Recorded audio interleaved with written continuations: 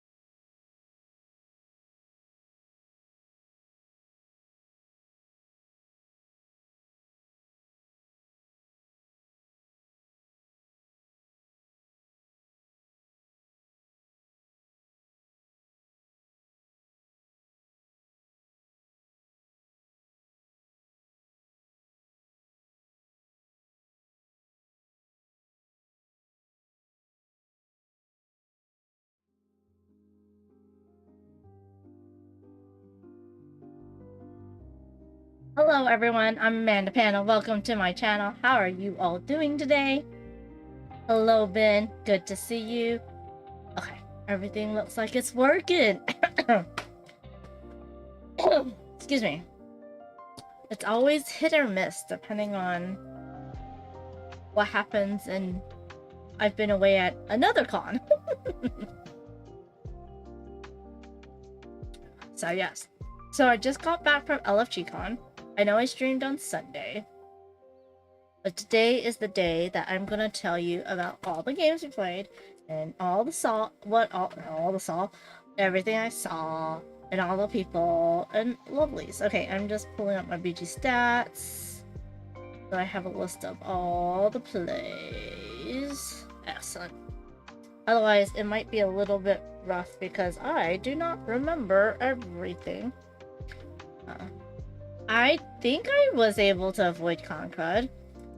This frog in my throat is more from asthma than from anything else, I think. But I also think I am almost caught up on sleep. Are you ever really caught up on sleep? But almost. From Comic-Con and Gen Con and then LFG Con. I was talking to Shu, my friend Shu from Going Analog, and he reminded me that this is a great con. Even though it's so close to Gen Con, it's great because then we get to play all the Gen Con hotness and get those out of the way. So, hello Legends! Thank you so much for the 5 stream streak. Welcome in. How are you doing? What do you have in your backpack today? I did get to play a game with you, Ben, right? I didn't get to play a game with you and your partner? Yes. Because I think they're Thursday or Friday. Now, this is LFG Con's only second year. This is only the second time it's happening. They, of course, improved a bunch. Of course, there's still need for improvement, but focusing on the positive, it was great. There was enough room that it wasn't too crowded. It was mostly locals, so I would have to say that Saturday was the busiest day. Sunday would be the second, but it was only half day, and then Friday night would be the third. Thursday was a setup day, so technically you could go play without a badge. It was set up and free play. There was not a library. It was like, I think from 4 on where you could play for free, but then I think at 6 o'clock the registration opened and then you had to have your badge. But you know, it's a local con, so it was fine if you wanted to stay the day. But it was good seeing people, and I like the openness of the center, the area that we were in, the room that we were in, because it has really tall ceilings, but the lighting was just also not bright enough. It was bright enough that you could see something, but we would kind of wish it was brighter. And then also some of the lights were flickering, which is not great. But other than that, it was good because basically all I did was play games all weekend, which was really fun. Legend says my backpack today has Forbidden Legacy. I still haven't played it. I really want to play it. And the Peak Team Rangers and Jackpot Roll. Oh, okay. 3 games I haven't played before. That's nice. Ben says, I think we played together either Thursday or Friday. I also can't recall all the games I played. BG Stats for the win, or any stat app, because there's a couple of them out there now. Hello, Eva! You are here! Welcome! And a Sloth Journey. How is everyone? How is Amanda? I'm doing good. How are you doing? So yes, it was good. Let me know how the sound is. Is the music too loud? Is it not loud enough? Do you need me to turn off a fan? It's getting hot again. That's okay, Sloth Journey. I'm kind of out of practice reading the chat and you know how you're out of practice reading text messages and chats and then you're reading a lot more like proper grammar, and then you go back, you're like, oh yeah, I gotta reset my brain. So yeah. But yeah, that was fun. But yes, I have pictures, not as many pictures as I usually would, but I did get pictures. I think most of the games I got a picture of, and I will show you that in just a moment. That's coming up next. I don't know why I said that, because, well, I know why I said that, because there is a creator, she does card making, and she says that right before she switches her scenes, and I don't know if I like it or not. I was like, oh, that kind of works for me, because then we chit chat, you know, and then next, well, I'll switch scenes and you get to see everything. But yeah, just the weird things that creeps into your vocabulary based on what you consume, right? Yeah, but how are you all doing? It is a Tuesday. It is hot. It is very hot. Yeah, it's getting back up there. I don't know if weekends get hotter, like, or do they cool? Does our weekends cool down and then it gets hot like around Tuesday, Wednesday, Thursday? Sometimes it's like the weekends are the hottest times, and sometimes the middle of the week's the hottest times. I think for most people, the middle of the week being the hottest times is perfect because they're at work with the AC, and then the weekends are cooler so they can go out and have fun. I don't know. With global warming, who knows? A Sloth Journey says, can you imagine what Twitch chat would look like if, example, everyone wrote super formal and extremely correct grammar? I don't know. Would that be bad? Or would that be good? See, the thing is that when I was young, when text first came out after the beepers, because I think it started with the beepers because there was a certain number of characters, you had a character limit, so beepers always had to have shortcuts and shorthand, right? But then text messages hello Cosmic Beat, welcome in. How's it going? But text messages in the beginning didn't have a character limit, but the way you texted, because you had to like sometimes tap 3 times, people got lazy and so they shortened things, and you had shorthand then. Now, like with a keyboard, technically you're supposed to be able to write proper, right? I understand on the phone, especially without the keyboard, like when the BlackBerry with the full keyboard was out, you could write full proper like language, but now that they have the touchscreen, maybe people are going back to not proper language, and also our attention span is shorter, and also, yeah, society. So I do have a Bluetooth keyboard, which I'm gonna be very sad when this no longer works, but this was very good to attach to my phone, and then I could type on my phone with the Bluetooth keyboard and have a full keyboard. The problem is that I don't bring it everywhere. I use it right now for streaming so that you don't hear the clickly clackly of me typing, because this keyboard's pretty quiet. So yeah. A Sloth Journey says, I'm doing well, scared of El Nino meteorologist event for the next couple months.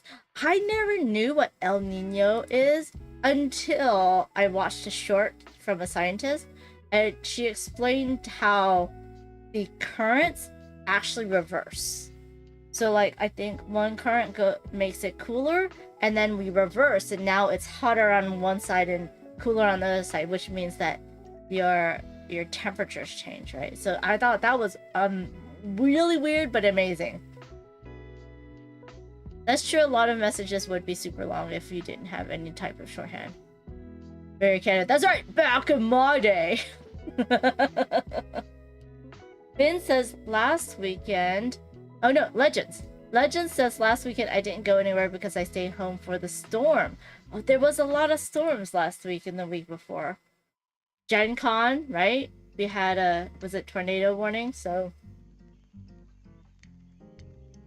I kind of wish it would rain here more, even though we do have mudslides. We don't have the fires yet. So if we can get some rain before the fires, it would help with the fires. We wouldn't have as many mudslides, and it would cool us down. But that's only for Southern California, so. Yes. Slotcher, and some phone companies would charge per letter too. Oh, I forgot about that. That's true. That's true. I actually write faster on the phone because of the swiper. Oh, I don't think it's on iPhones, but Android has a way to swipe. And yes, I do use that sometimes, and sometimes it annoys me and I don't. Mary Cannon says, I've heard that in text messages. It's almost rude to end sentences with a period. That's also true because instead of a period, we just send a separate text. Now we can do that because you have unlimited text messages plans. Back in my day, you had to pay per message. So that's why you would not do that. Now it's like, oh, instead of a period, you just add a second message. If that makes sense. The Slash Journey says, unless I need to use one game-specific language, then the swiper struggles with that. Yeah, that's true. I wonder how many meatballs have been changed to meatballs. Yeah. Oh, that's true. A period is a serious or upset tone. It's like a hard stop. That is true. But also, like, it's hard. Sometimes you have to be professional in text messages. I wonder if you're professional in text messages, does a period work? But also now, if you don't use emojis, you're also coming across a little bit cold. Asloternity says, yeah, it's a major climatic event. It changes the climate of the whole world, which is crazy. That's El Nino, yeah. Oh no, Mary Canada's right arm hurts and barely slept on it. That's so sad. That is so sad. I hope your arm feels better and that you get some sleep tonight. It's terrible. Your whole, like, the whole energy of your body changes, right? When you're in pain and you're not sleeping well. So, I hope you feel better soon, Mary Canada. A Slot Journey says, fun fact! I finally realized you were live through the live indicator on Blue Sky. Oh, yes. Yes, I started to do that a while ago. Yeah. I think maybe early this year. But yeah, it just helps to indicate how live I am to as many people as possible.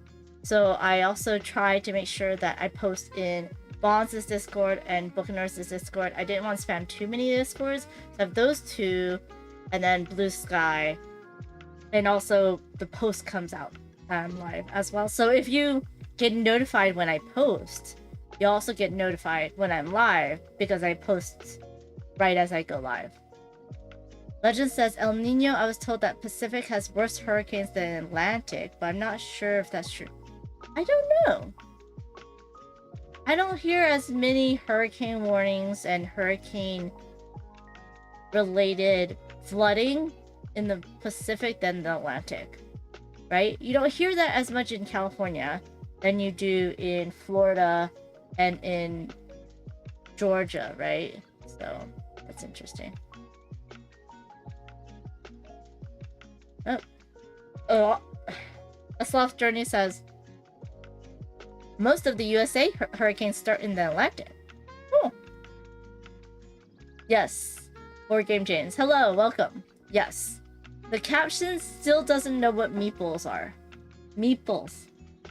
Not peoples. Meeples. Did it! I'm teaching it. But there. All the ducks! Why all the ducks? All the ducks. Am I missing ducks?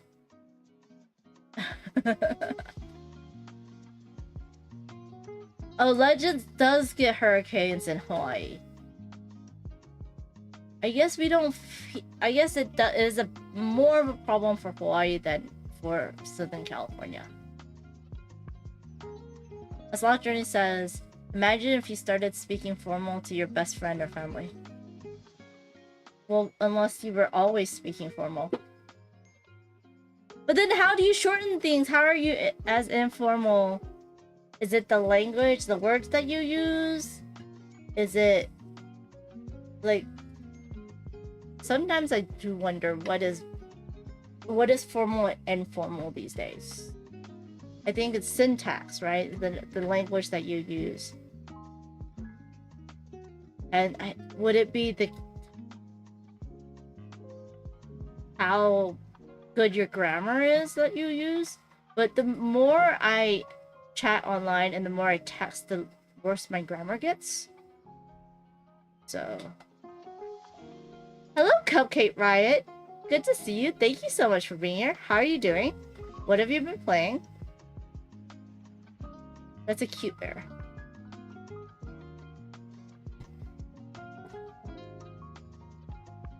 I'm just looking at it as a bear, right? Yeah. Although I can't see it for some reason. Wargame James says, I stopped doing that. It didn't give me any views. Oh. The more I feel like I might as well do it. It doesn't affect me. It's like less than a minute for me to do it. And it might just help someone else out, right? Like a soft journey.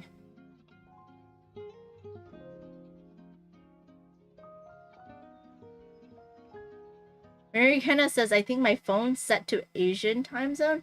I get Godzilla warnings from time to time. Oh.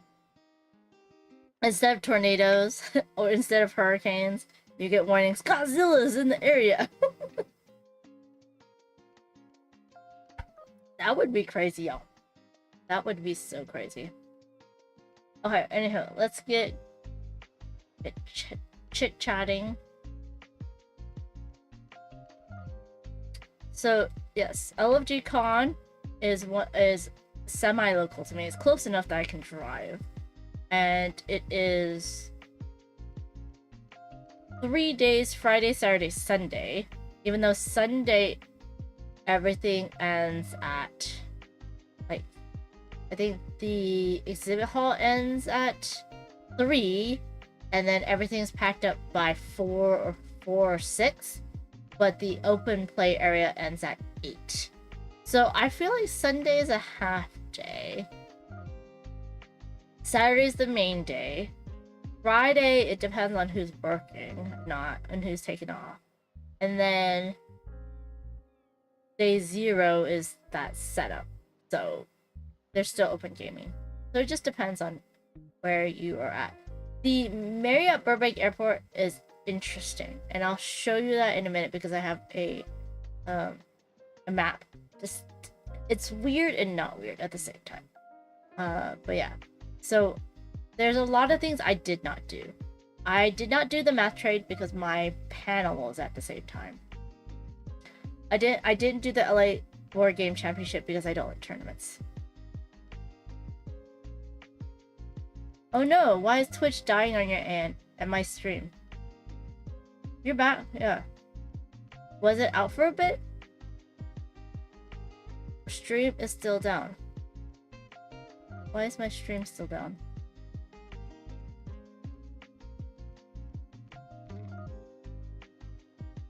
Steam! Oh, not stream. Oh, okay. You've scared me.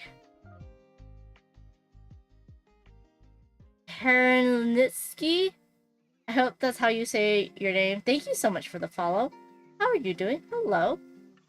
It's okay if you don't want to talk. You want to just lurk. That's totally fine. But it was Twitch. It happened on my other stream too. Did Twitch on me and it was not good? Can y'all see and hear me? Steam is down. Steam is down. I think some cloud issues. Oh yeah, when Amazon Web Services went down, that was terrible. You can hear me now. Is anyone else having problems? Because I show that I'm fine right now, and I had no drop frames. So I wonder if it's on the other end, and not what I'm pushing out. Okay. Oh yay! And welcome in! Thank you so much. Oh wait, YouTube is okay for me. Good to know. Oh, thank you, Slotry. I'm glad it's not me. So I don't know. Oh, I didn't do the mass trade or the virtual flea market. Then we have the craft workshops. I hope that those two gets bigger, especially the virtual flea market, because I would like to sell a bunch of games there. But also, I would like it to be like at the start of the con and not at 11 a.m. I want it to be at 9 or 10 so that people can exchange their games early and then get into gaming, because it's weird when you have to game and you have to pause, then you go to the flea market, get all the stuff out, go to the flea market, you know? So that was another thing. I unfortunately didn't get to do any of the craft workshops, but they look good. Where the craft room is this year was much better than last year, and they had some tables out in Artist Alley, which was cool. I like how they are doing more of the RPGs and TCGs. The TCGs were next to the panel room, so it's further away. So that was cool. And then also the RPGs had their own rooms that was also kind of isolated, so that was more quiet, which I liked. I got to hear some of the Bard Street Boys. That was cool. And the Mary Sues, they were playing. It was interesting that I think they were playing outside though. It wasn't like in the gaming area.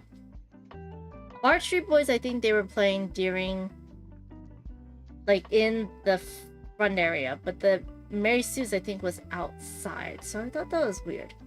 I, of course, went to Cocktail Now. If y'all saw any of Wands' pictures, you would see that.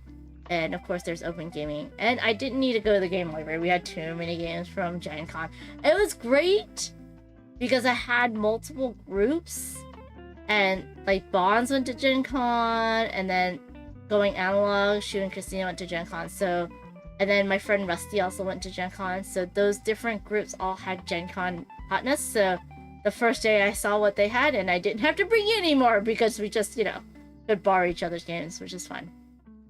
But we did have a lot of good events, and it was lovely. There was, of course, the free patent takes and stuff, and there was a lot of workshops and panels. So I was a special guest, and we had Jackie, of course, was back. Cassandra. A lot of these are people that came back from last year, which is also good. And it was a lot of fun. So wait, where am I? Oh, there I am. Haha. Woo. And then I think she's new, but she was our moderator, which was good too. Also, if you missed any of the panels, you can watch it on the LFG YouTube channel. And I linked to my panel, which was Tabletop Women in Tabletop, onto the YouTube description. But it was, yeah, women, not in game design. It was women in tabletop. But there was a lot of good panels out there. Where did it go? Ah, it's not on here. That's interesting.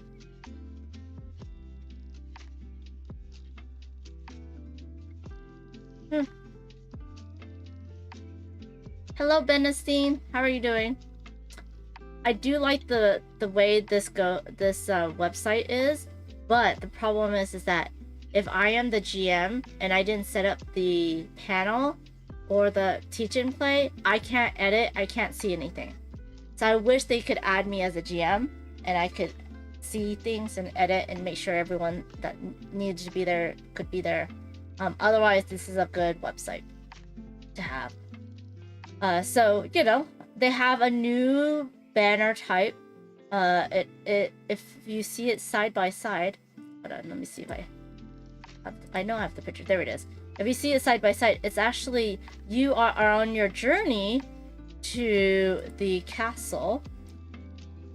That was from last year, and then this year you are in the castle. The problem with this banner is, one, you can't tell, like, oops, what the hell? Like, you can't tell it's a board game on.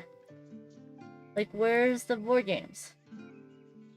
It's all the way, like, there's a little bit of a board game. I don't think that's dice. There's some pawns, but it doesn't scream board games to me. Which is kind of sad. So, like, this one also, I guess, didn't scream board games to me either. This is more RPG. But that was, yeah. This is a journey. Yeah, so I thought that was cute that they continued the journey. But I wish that it was more representative of the con. And yeah, it does feel a bit Dungeons and Dragons and RPG. Yeah, and Ben says it looks more like a Ren fair. Yeah. Hello, Mo. Mo's Ashy Feet. He was an exhibitor, board game designer to the local area as well. So welcome in. Yeah, so that was the thing. Also, like this, I guess you could see it was totally fine. But this font and that color was terrible from far away. Can you tell what con this is? I'll zoom in. Can you tell now? No. Now you can see the LFG con. But it was hard to tell from far away. So if someone... And also, you couldn't drive by and see this banner, unfortunately. But it's one of those things that from far away you can't tell what it is. So I thought that was something that they could have done better next year. Yeah. But anywho. That's I know, it's not representative of the con at all. So I'm just like, also they had no shirts. Like, it'd be really cute if we could have a shirt that had, you know, the iconography or the, you know, the art on it. But they didn't sell shirts last year. They didn't sell shirts this year. The staff were in bright orange shirts. So don't wear a bright orange shirt to LFG Con. You'll be mistaken for staff, which my friend Rusty was. And I thought it was hilarious.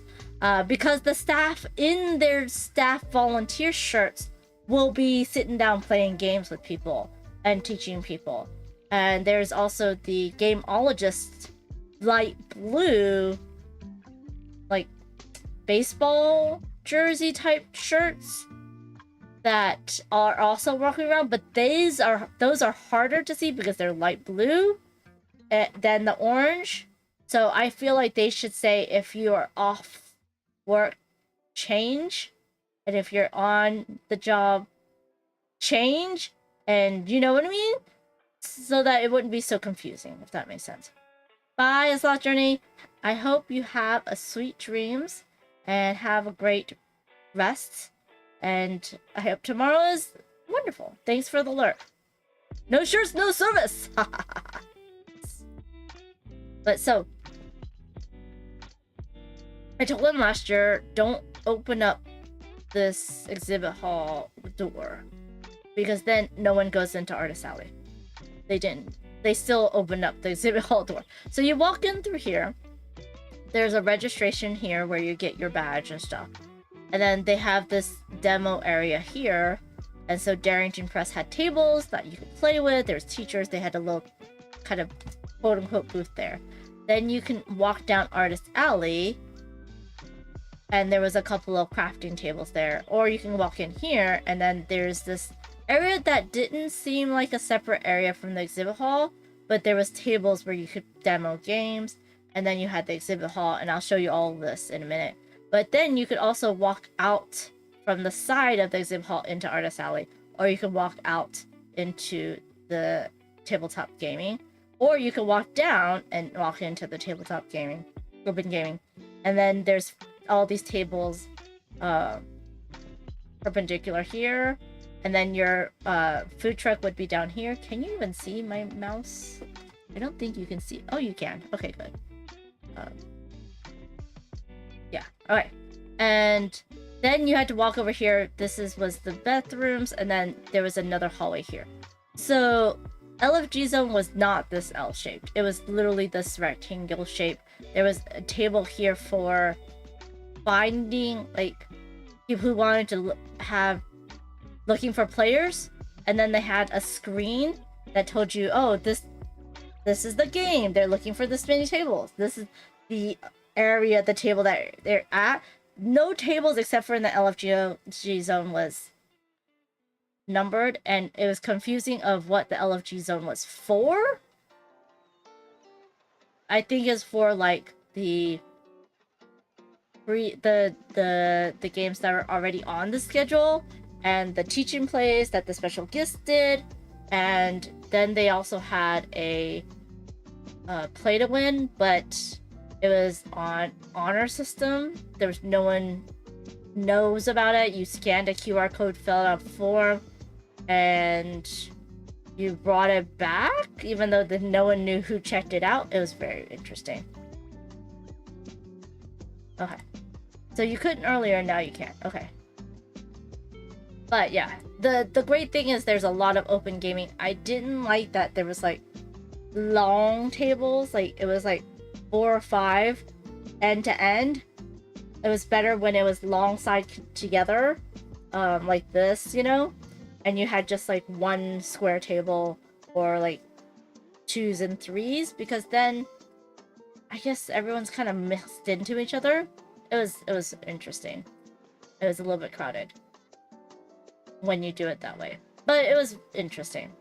And then you could go through other doors to get to the craft corner of the library. I didn't even know the LA Board Game Championship. But before I change, you had to walk through the outside, and this courtyard's where one of the people that did some music was at. Yeah. So this courtyard, you had to walk through. There's a hallway with the RPGs, I do believe, and social deduction, which is a lot quieter, which is good. But then you had to walk into the actual hotel registration. And so there was tables out here selling stuff. There was the RPGs, TCGs, the panels and shows. And then you had to walk further to go to like the VIP and the indie RPG area. But this was fine. It was just that there was no sign here at Artist Alley to tell you to walk this way. Walk this way. Walk this way. Sorry. Anyways. Yeah. So the LFG zone looking for a game. What was LFG Plus? LFG Plus was other games that was on the schedule that had to be put somewhere. I think it was actually RPGs. And it was weird that the indie RPG was over here and not over there, because the indie RPG looked like it was staff only. But it was another room. Here, I will show you. Okay. I don't think I will do this next time, but I did a hyperspeed and I don't like it. Okay. Anywho, this was also on Sunday. So you walk in the door. I wish I could slow this down. Those are the exhibit hall, so I'm walking into the exhibit hall.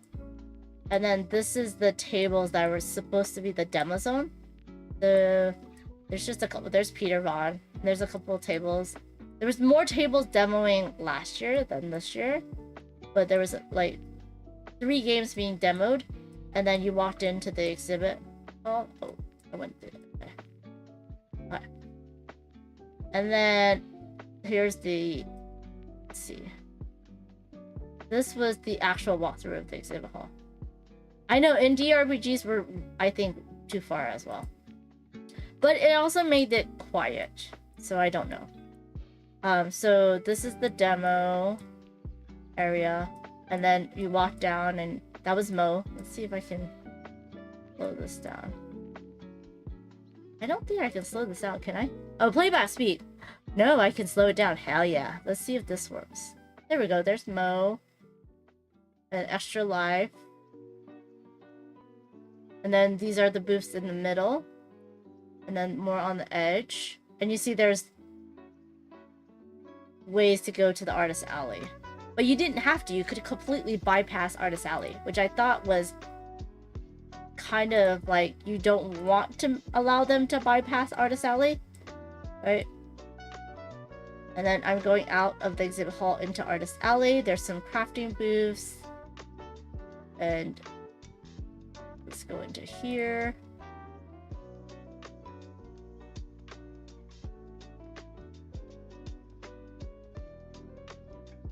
Was gamer at this con?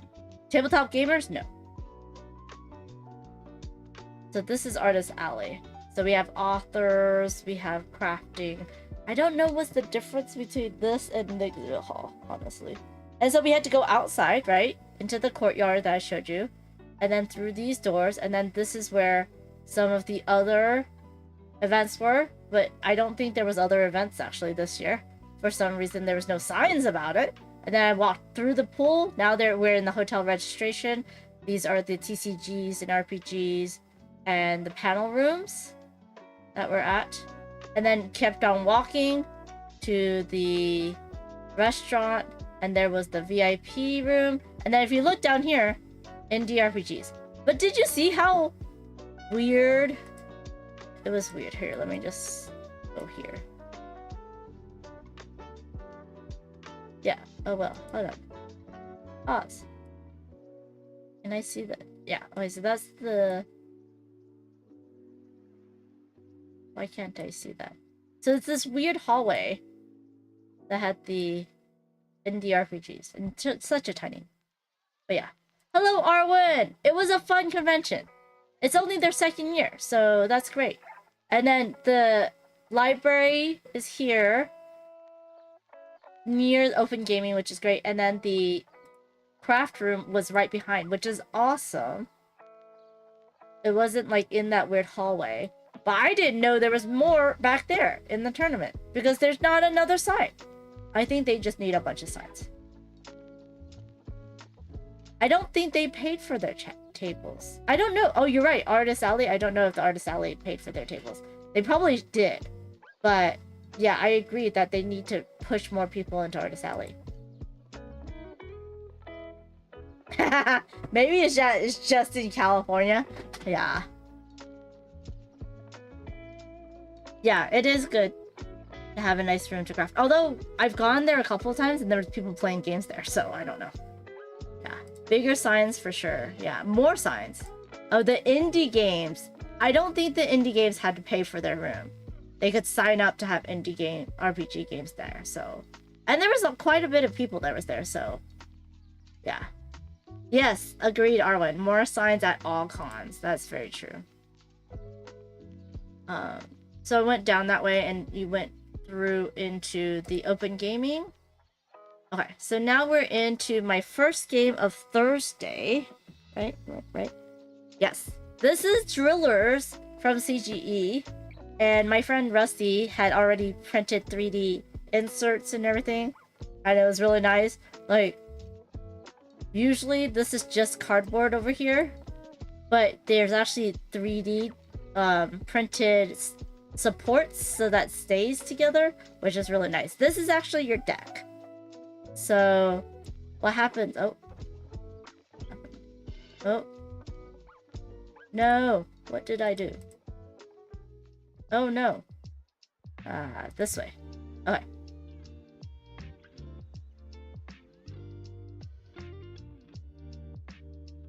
I agree, Eva, that if you were like, I'm trying to promote my indie RPG and I'm pushed all the way into that corner, that would not be nice. I think they did put it on the schedule, because if they put it on the schedule, it's easier to find than just to wander there, right? Mary kinda says, bigger cons like Origins and Gen Con, I can never make out what they are trying to say when they make an overhead announcement. Would love if they had digital billboards that typed out the information. That would also be good for people who are deaf. Yes. They're trying to say, example, the dealer room is closing 15 minutes. They also had the issue. LFG Con had no actual projection. They had no speakers.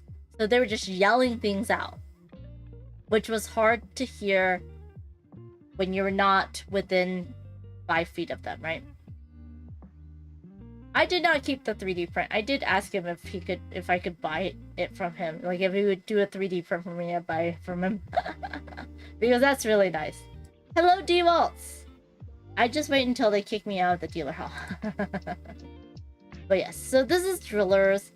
It is like Clank, but drilling... but different. Okay, it's very similar to Clank in that you have the deck building aspect of it. You had to go down to get your gems or treasures. As soon as someone ends the game, you want to get up as far as possible, or else you'll get negative points. The thing is that you will always get to see the top card of your deck. in drillers, and every card has 2 possible actions with it. So for this card here, you can use it to gain 2 energy, or you can use it to spend 1 energy and either drill for gems or to move to I wanted to say rows, but 2 levels. Arwen says, I wonder if you could do a digital notification system that would mimic the announcements through an app. That would be interesting. Like, almost like a, when they had lost children and stuff, you would get a little beep on your phone, and then it would, like, show up as a text or something. That'd be cool. Someone described it as if Clank and Lost Ruin had a baby. Yes and no, because you have no worker placement.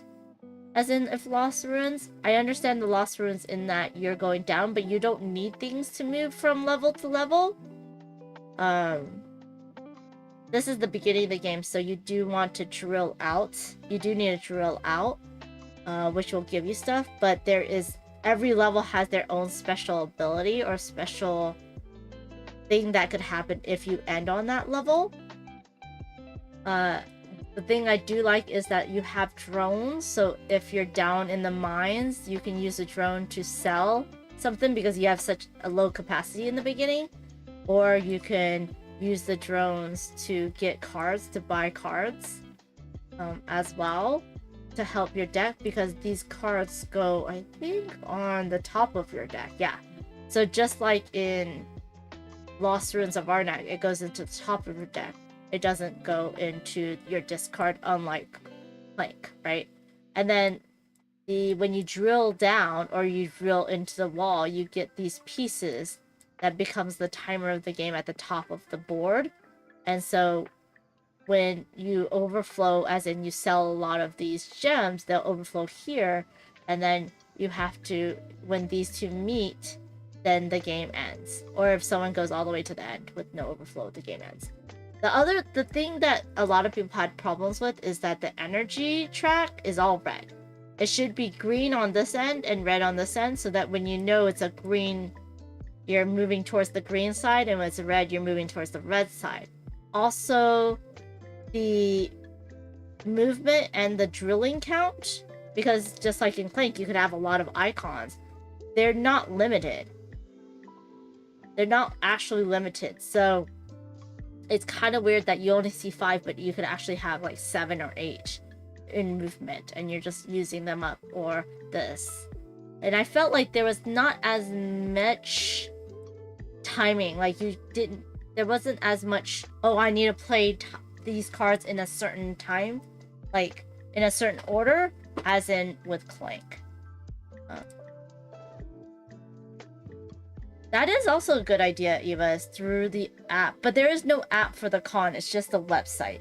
So it'd be interesting if they did. There is a Discord for the con.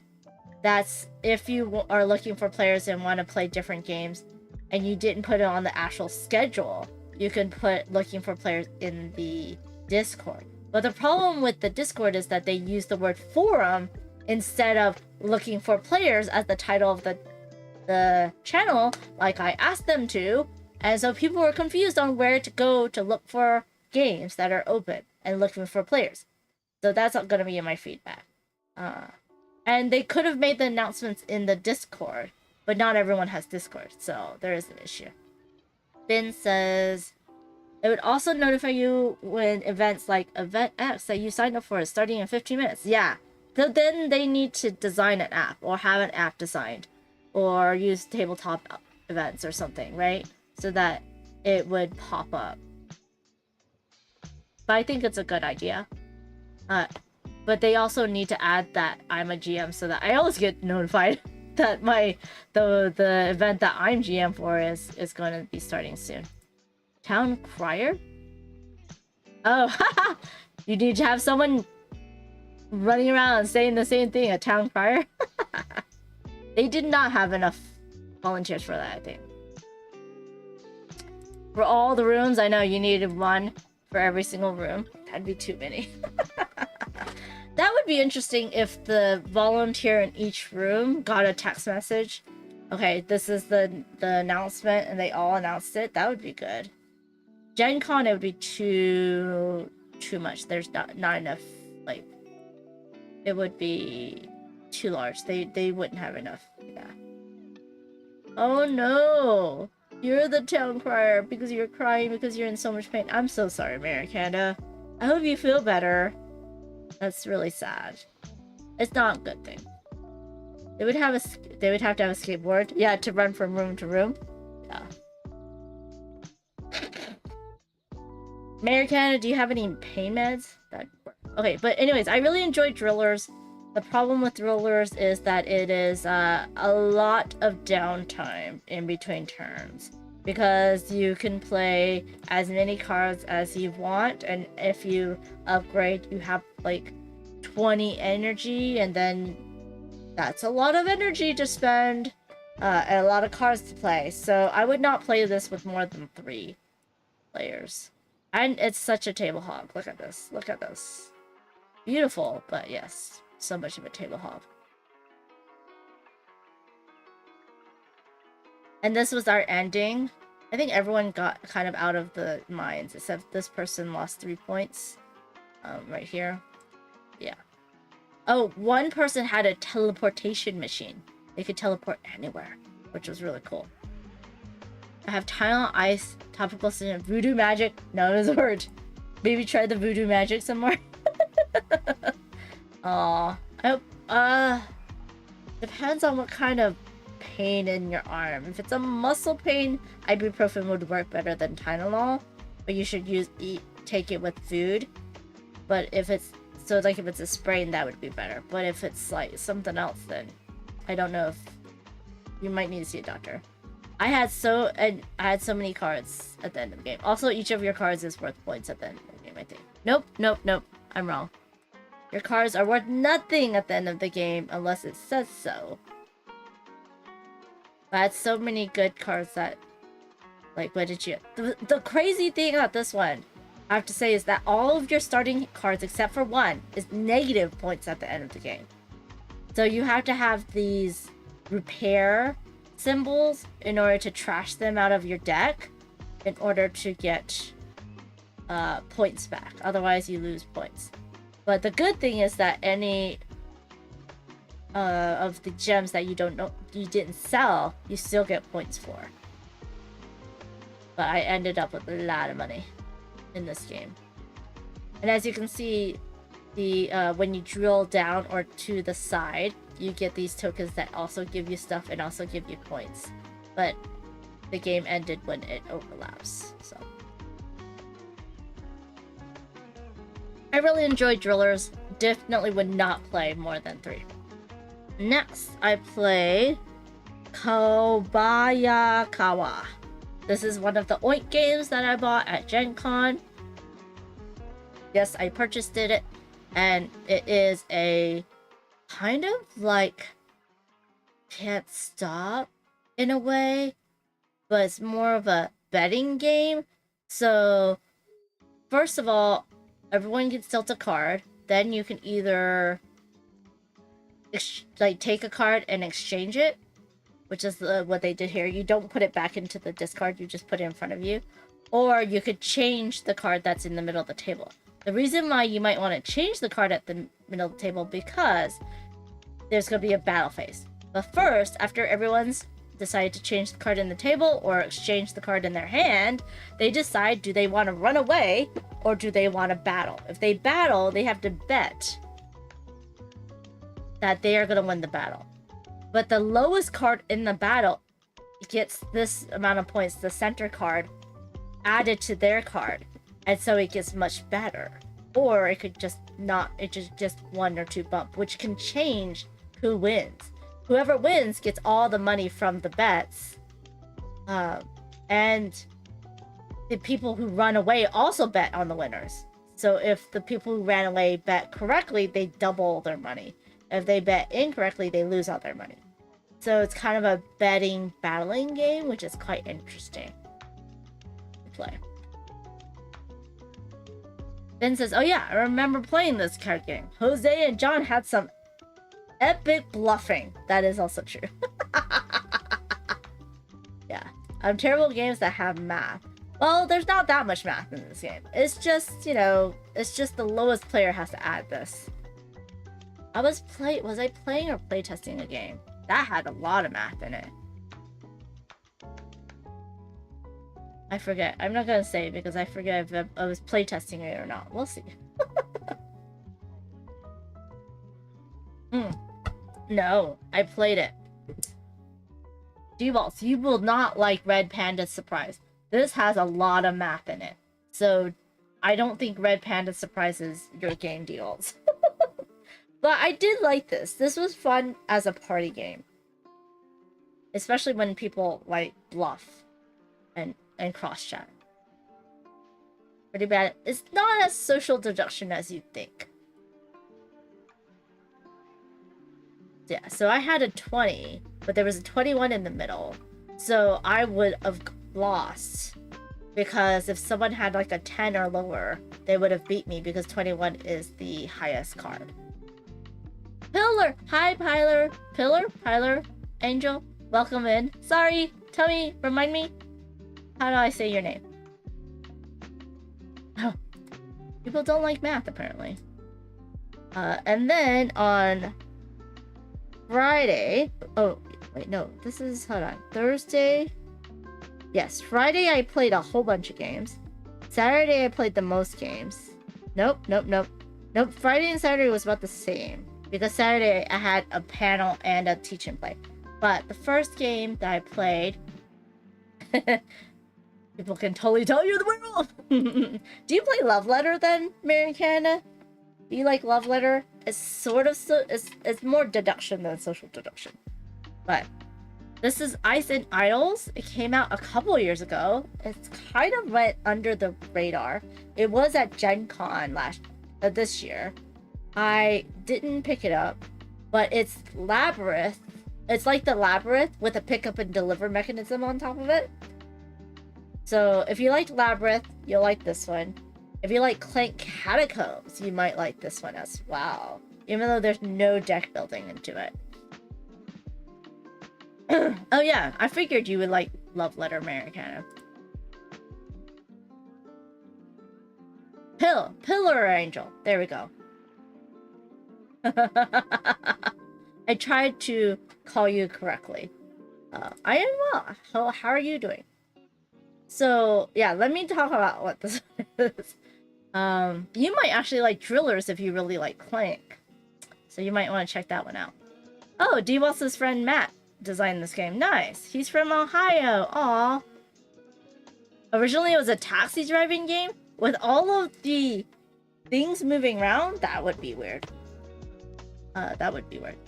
But it's an engine building, also a little bit of tableau, pattern building, and pick up deliver. Let me go to the picture. Okay, so this is the board. All of these white clear with the gold paths all can move. Okay. So on your turn, you have action points. So you start out with 4 action points, and what you can do is on the board itself. So I like how everything's kind of on the board. So if you see here, for 1 action point, you can move 1 space, but you have to follow these paths. So if it moves into empty, you can't move here. For 1, you can take or drop off the idols, these things right here. So on your board, you start only with 1 hand. You have to unlock your second hand so you can carry more stuff. You can also unlock a 6th action. And there's this interesting like rush token that means that you can have a extra action this turn, but next turn you lose 2. So that was kind of interesting. Pillar Angel says, doing good, just munching on garlic bread. Ooh, yummy. I've been eyeballing Drillers and I'm real interested. Yeah, I think you'll like it. Ewell says, yeah, it's pick up and deliver, trying to take fares to different locations. That makes sense. But the board moves. Hate it when I left my keys for my second hand at home. I know, right? The problem is that the board moves. So you're all wandering around, and you can't look at the board until it's right before your turn because the board's gonna move. Did I put that? Yeah, so they will have events, then the board's gonna turn. People will actually be able to turn the individual squares as well because everybody has a different power on their card, on their personal board. Like, I could slide everything down. Also, pieces will be taken out of the board, so now there's holes that you cannot go across. You have your own personal objective as well, for how you want things to be put into the temples. So like this temple here, when you drop off the idols back into their spot, the back into their temple, then you put it onto this one here and this track, and then you're going from bottom to top, and that's going to give you points depending on where this is at the end.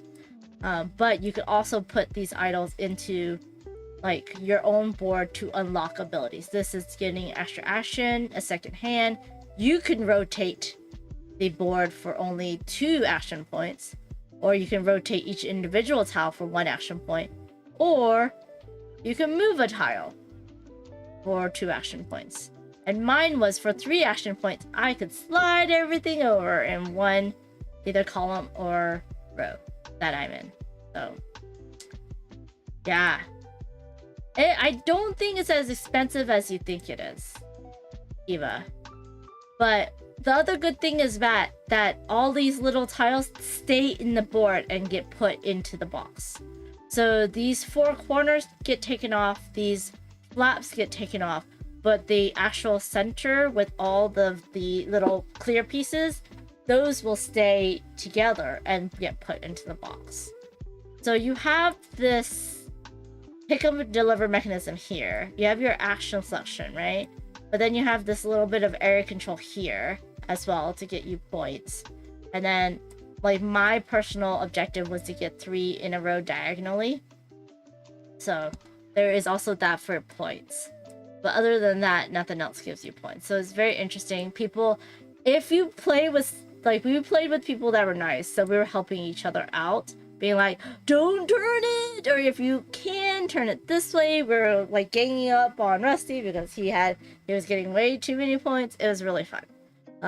But it's hard to kind of see unless you're in a smaller table and you can look down. So a lot of us were standing, and there is some spaces that you could get 2 different colors, and then you're going back to these bigger spaces with like the entrance. So this pink one has to go all the way back here, or this brown one has to go over here, and this yellow one has to go over here, and then these blue ones have to go over here. So there's always 2 spaces that you can pick up things, but 1 space for you to drop off. But the events will either turn the board or slide a row or column. D-Wall says, my friend is an industrial designer, so all his prototypes are very elaborate. That's pretty cool. Yeah, so this was a really cool game. I think a lot of people liked it and didn't realize it came out in, I think, 2025.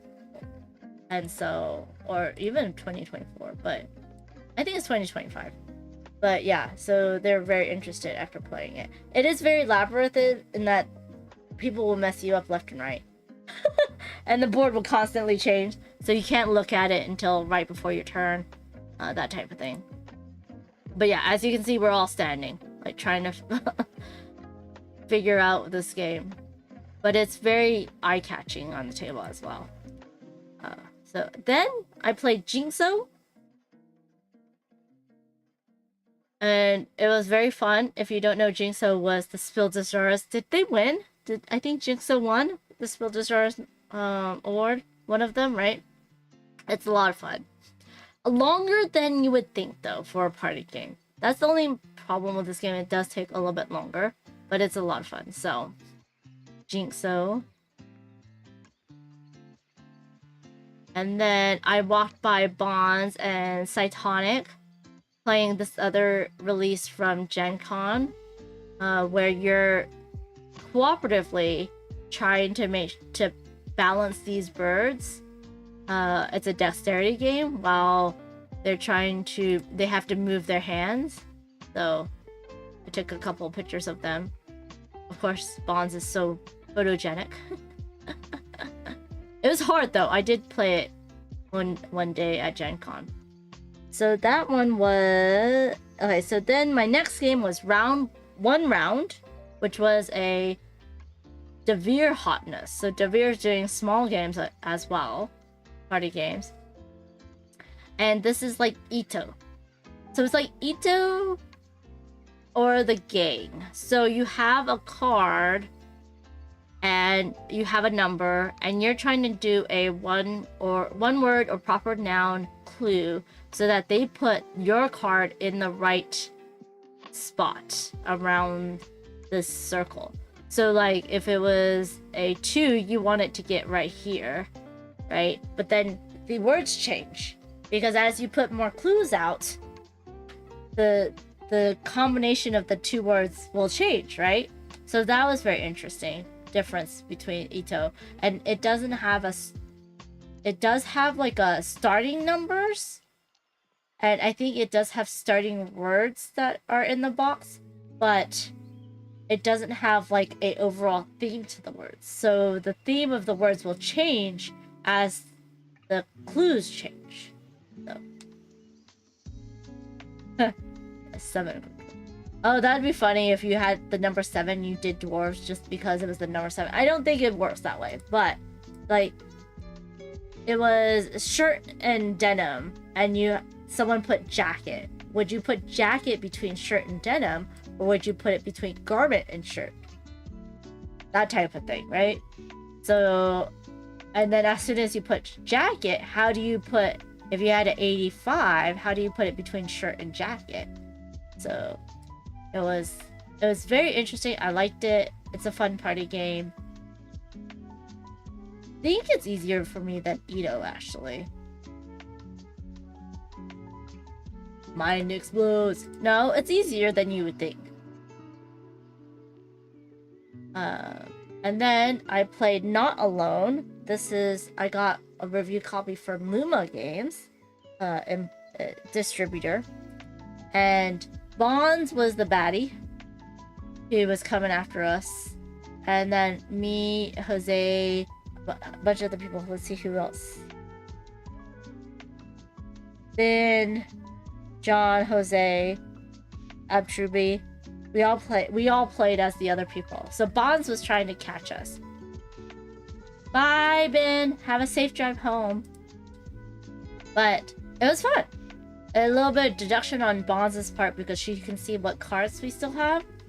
But also a little bit of our, like, how are we gonna move us fast enough that we can get over to the end spot before Bonds. Of course, Bonds won. But it's a fun game. I feel like it's more of a party game, deduction game, than an actual, like, strategy board game. But it was fun. And so everyone's going to choose a card. They can play a helper card if they are in the right phase. Then Bonds gets to choose where she goes, and then everyone shows their cards and they put their standings on where they are. And then if Bonds catches them, then she gets to move forward, and we lose a soul. No, a will. We lose our will to live. We're slowly losing our will to live. Yeah. 1 versus all game. It is a 1 versus all game, but it feels more of a party game than a, like, was it the Dracula game? Do you know what I mean? So it's much lighter than that, but it's also quite fun. You get a little deck building action because you can add the 6 through 10s if you can activate the right card. I think it was the 5 card, but then you activate each of the cards in order. But Bonds gets more powerful as she goes as well, so it's quite fun. And we played it at a high player count, and it did well. It did pretty well. Of course, Bonds won. And then my next one is no Kosu dice, which has been hyped for a couple years now. I think it's finally easy to get in North America. But it's a trick-taking game where the dice is part of your deck or your hand. So you're going to draft dice, and then the die that is the final die determines the trump, suit, and number. And so then you move your dice. Oh, if you have the exact same trump, suit, and number, you put it here, and that is better than just the same number as the trump die, which is better than just the same color as the trump die. And then everything else goes over here. And so then you have these set of dice of different values. Oops. And you have to use these dice along with your cards. And the end of the hand is when everyone has used up all their cards and all their dice except for one. And that one die that's left over is how many tricks you think you won at the end of the hand. And so if you matched it, you got points. So if you got as many as your last die and didn't go over or under, then you get points equal to the number of people that did not match. So you get 10 for every person that did not match their bet, which is really interesting scoring. The next one we played and I taught, and this is the one I bought from Plate, from Gen Con. This is Dance of the Ibexes, and I was told it is very much like Six Nimit with even more complexity, and that's exactly true. So instead of a hand of cards, you have these tiles, and you're going to be choosing one just like in Six Nimit. Everybody flips over. They're going to go from low to high, placing them out into the left-hand side, to the right-hand side. That's closest to the numbers on the right. You can chain repeat things. The way you get more tiles is either you're out of tiles and you just draw up 6, or you have to gain points to get tiles. And the name of the game is having the least amount of points. The cool thing is that it plays a lot of players, but also these tiles move. So the number of points you lose or gain changes as you go up the mountain. And when you trigger, you get the points, but then you get to take up to, I think, 2 or 3 tiles from that row. Also, there is eagles that give you points, which is bad. There is this row, when it's activated, you have to place 2 tiles every turn. And then we have these top rows that now become better because you want to get points at that time because they minus from your score.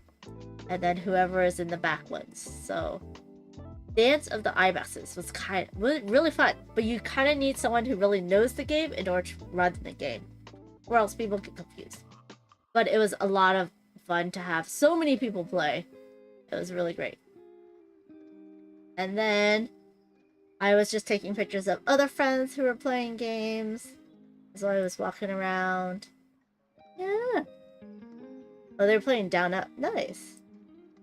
And then I played Fliptoon Season 2. Love Fliptoon Season 2 while eating, as you can see. I had some chili cheese fries, but I asked them to separate them so that I can have just regular fries. I hate soggy fries, y'all. Hate it. So if I can get the toppings to the side, I love it. Just like nachos. I hate soggy chips. So I want nachos where the chips are separate from the dip. If that makes sense. Anyways. Love Fliptoons, of course. And then got to play with these lovely couple who does Table for Two, I think, is their YouTube channel. Oh wait, here it is. I have my badge near me. Where did it go? So I had a badge, I had the special guests. Table for Two is their name. And then I, of course, donated to Extra Life. The great thing about this badge, I'm gonna just pause for a minute, is that they can print whatever name you want on there. The bad thing is that some of the registration people were told this, and some were not. So the people that knew would ask, what name do you want on your badge? And then they would change it and print it out for you. Some people just printed out whatever was in the system, which is sad. And they did not have a list of who was a special guest and who was not. You had to tell them you were a special guest. And I guess anyone could tell them they were a special guest, which was very interesting. I think they needed to have a list or have some way to tag that in the badge, if that makes sense. So I played Fliptoons with them because they were leaving and they were not coming back to the con. A lot of people only came for one day or came for a couple hours each day, which was great. I know, right? That's how you take a picture. Hello, Kima. You have to stand on the chair. I always take my shoes off because shoes are gross. But, you know, that's just me. And so, yeah. So I missed the Magic show to hang out with them because I never played games with them. I saw them at Comic-Con as well. And it was just nice to finally get a game in together. Pillar Angel says, was about to say, look out, y'all, special guest. Pillar Angel's gonna hit the scene next year. You've also stood on a chair before? Yeah. Only at my own house and agree with the shoes. Yeah. But, you know, sometimes I put the people before the panel. I think that's what I usually do at cons anyways, so. And then we ended the night with Haunted Mouse. So apparently this is a re-theme of spring cleaning, which I love playing on BGA. But for some reason, this does not feel like spring cleaning. But it has really high toy factor. In that, you get these pieces of cheese. And the first player to get their cheese filled out wins. And everything's on the board. So I thought that was really cool. You do have baits that anyone can use. And I feel that they should have switched the bait and the trap, because baits anyone can use, so it should be further away from you. Traps are when you like play out of turn, but I understand why they did it, because you're playing out of turn and wiping what's on the table. So I don't know, but it's very, very cute. I'm very grateful to Bezier for sending me that. Hello, Games Mama, how are you doing? Let me just double check. Okay. So that was Haunted Mouse. And this is Friday. That's my Friday. Then they had a very nice dinner for the people that were the sponsors, the VIPs, the special guests. So we took some really silly photos. Of course. I love this one of Paula in Bonds' drink. I'm glad you're still alive. How's the moving going? And this is in the hotel restaurant, which is actually pretty good. So these are the people who put on the con. We have George, Dustin, and Day. I've had them on the stream. And here's some people at my table.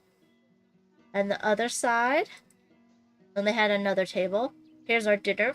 I had the same thing as Paula. I had the jumbo shrimp with risotto, shrimp, and spinach and I forgot what these are called now. You know, they're sticks. They're not avocados, they're not artichokes, they're... You know what it is? You can tell me, please. But I had a blackberry lemonade, which was delicious. Asparagus. Thank you, Board Game James. I knew it was the A word. Asparagus. And then I had this sweet corn ravioli that was actually good, but also very sweet. But it was delicious. And I had the apple pie. Well, we shared the apple crumble, which was really good. But they, on the other side, had the key lime pie, which they liked. The other table behind them had the people from Daggerheart, and they had a cheesecake and something else they had a carrot cake, which was good too. But the desserts were good, but they needed to be shared for sure. Hello, Dutch Yoda. How are you doing? Now, I'm a social drinker, and I like to do what we did, which was share our drinks so we could taste different drinks. I know it's bad for the health purposes, but it was fine. But it was really fun. But yeah. Thanks to Ruel for taking a picture of this game, taking this picture basically. That was very fun. And if you didn't notice, Ruel was watching the Dodgers game on the big screen. I think he posted a picture of him, a video of them putting it on, because when they turned it off, he was like, "What?" And then everyone knew, you know, because of Ruel, he had to keep it on. Which was fun. It's alcohol. It'll burn it off. All the germs. The size difference between the two was, yeah, was crazy. But it was delicious. So, Saturday morning, I had a big ol' scare. My phone did not charge. So I woke up to a dead phone, which means I did not have an alarm. I don't have a watch that's charged up. And so I could not charge. I was like freaking out.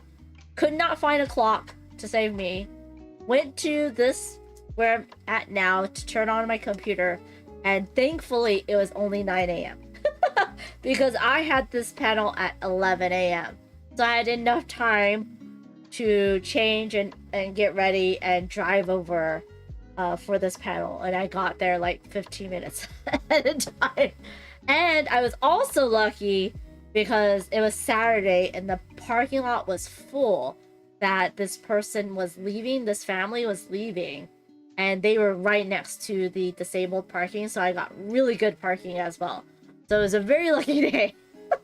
It was kind of crazy. Games Mama says slowly working on packing house. Oh, slowly working on packing houses on the market. Trying to figure out where we're going to land and how we're going to do that is the most stressful part. That's hard when you have to pack and move without realizing where you're moving to. A quartz watch is nice, yeah. But if you don't wear it, it doesn't charge itself, right? But I made it. I went in without any games. And this is the beautiful audience we saw. And it was a lovely time. I don't have a picture of us because I didn't get that taken. I was just reposting other people's pictures, but it was me, it was Jackie Fox. Let's see if I have if I can find it in the events. Okay, Saturday. I should have changed it to panels. Let's look. Filters, we'll do panels. There, women in the tabletop industry. So me, but Cassandra moderating. Alyssa from the RPG. Wait, the moderator is Mayana.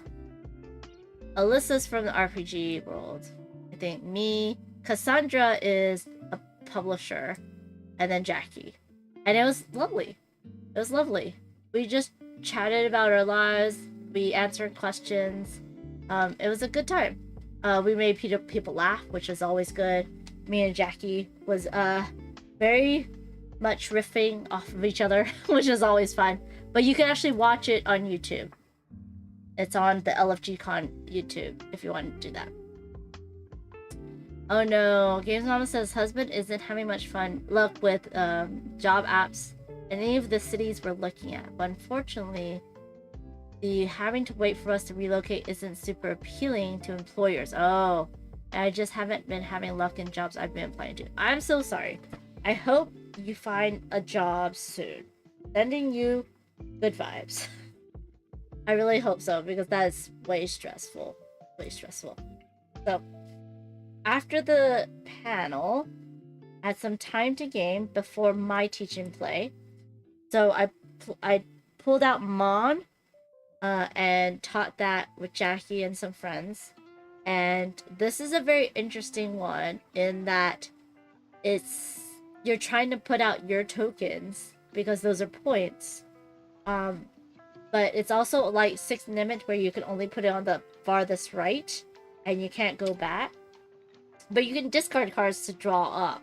But when you draw up one less than the amount you discarded, which is going to run the game because the game ends when someone has no cards in their hand. And then we count up the points.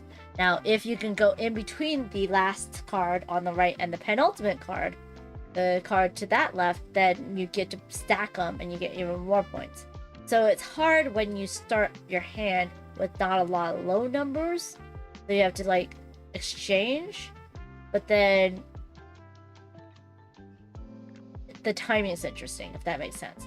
But it's beautiful. It's very, very shiny. A lot of gold. And I do believe this is from Japan that the company, I think it's a French company, is bringing over to North America.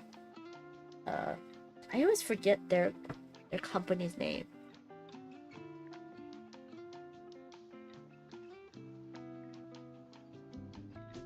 Yeah. And then this is Saturday. I was standing on a chair for this photo too. But it is pretty much full.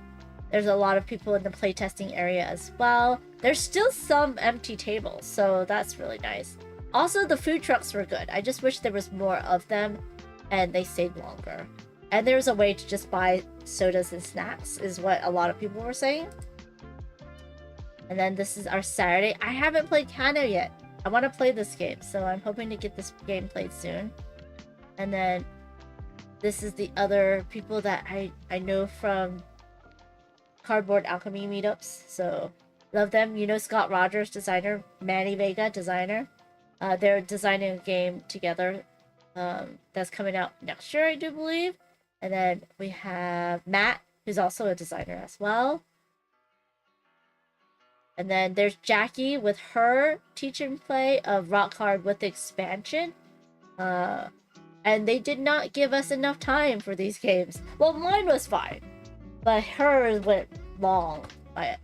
It was supposed to be only for an hour and a half, but I think it went for like 3 hours or something like that. There's Bonds teaching Welcome to almost 30 people. It was quite a few people, which is awesome. But they did move us out, which I was very grateful for because I had no idea where it was going to be.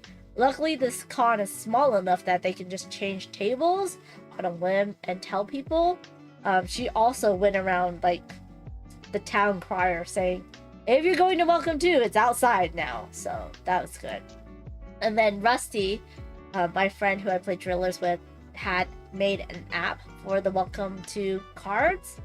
So it was very lucky that he allowed Bonds to use it. And so it was really nice. And so that made things easy. And of course I let my Bonds my microphone. Mine was Codenames Critical Role Adventures that we played. And I'm going to play it not this Friday, but next Friday with Dave Luza and Phantom Meeple. I don't think we're going to play it with their cards, but we're going to play it with maybe Disney or other cards. Just to change it up. It's a lot of fun. So in Codenames Critical Role Adventures, you have 3 adventures, and you're using those to go out and check if the cards are correct. And then you're going to level up, and then you're going to have different powers and stuff. So it was fun. I was on time, but I did forget to introduce everybody. So I have to remember next time I do a teach and play that I have to be like, okay, everyone introduce yourselves. But it was a lot of fun, and these were really fun people to play with. And I'm sad I didn't get to play more games with them later on in the con. But we got to do 2 missions because I had pre-set up my clues for the different card sets, so that made things really quick. So we got to do 2 missions total. And then right after me was Paula's game. And hers went long too, but luckily it was at a different table. So this is all in the LFG zone. And so that's awesome. And then Ruel's game was during my panel, so I didn't get to do that. After that, me and a bunch of people, you saw it from Bonds' stream, or Bonds' socials. We played Hell of a Deal for Smirk and Dagger, one of the hot Gen Con games. This is cooperative poker. This is not us, but this was the other side of the table.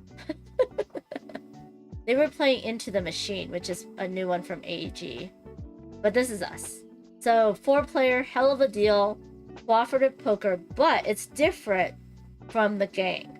The gang, you're betting simultaneously in a way. You're not betting, but you're trying to decide, you know, like who has the best hand. In this, we are playing our own hands, and we're trying to go against the demons and the devil. So we're trying to get a higher hand than the demons and the devil. And there's like 4 or 5 of them. So we're all playing against them. And then each round, we're betting chips that give us different abilities. Hello, I'm Trube. Good to see you. It was good playing games with you that weekend. But every chip that we play will give us a different power. And therefore, you have to decide what power to use. And some of the powers you have to ask people. And you have these favor green cards that will also change things in between.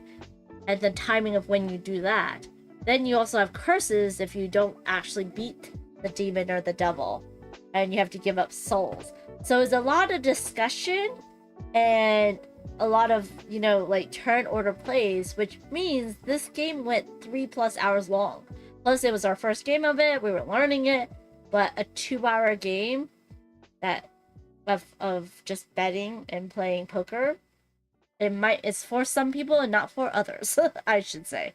But it was very, very interesting, and it was a lot of fun. When you beat the devil, oh my gosh, it feels so good. It feels so good. And each of the demons and devils have their own powers that changes, like events, changes the game. And so do the curses too. So it was very fun. The thing I always forgot, because you have multiple cards in your hand, you have 3 cards in your hand, is that you can only use 2 to make up your hand of 5, right? And I'm so used to being able to only use all the cards in my hand because I only have 2. So, yeah. And then I did this. I put a little temporary sticky just so I know what hands I need to go for that's higher than the demons. So, yeah.